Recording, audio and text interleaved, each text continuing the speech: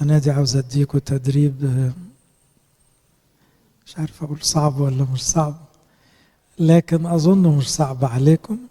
عاوزين نقرأ كلنا في الصيام ده التوراة والأناجيل، 5 كتب موسى وال4 أناجيل. لو قريت 5 إصحاحات يوميا تقريبا من أول يوم هيخلص.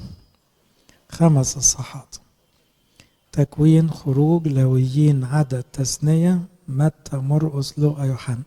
ممكن تاخد تكوين بعدين تاخد متى، تاخد خروج ترجع لمرقس، تاخد لاويين ترجع للوقا، وهكذا.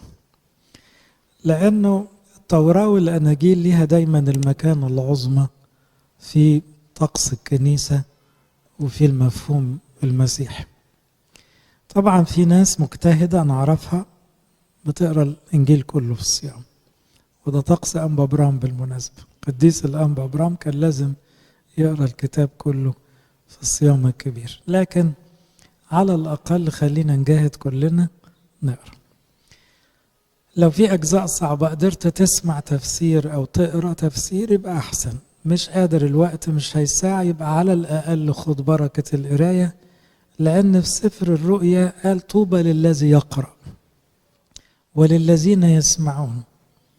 فتسمع أو تقرأ الاتنين ليهم تطويب. طبعا كتاب كمان قال فليفهم القارئ، فالمفروض ان الواحد يحاول يقرأ ويفهم، ما يبقاش بيقرأ وبس، لأن الفهم يديك استنارة.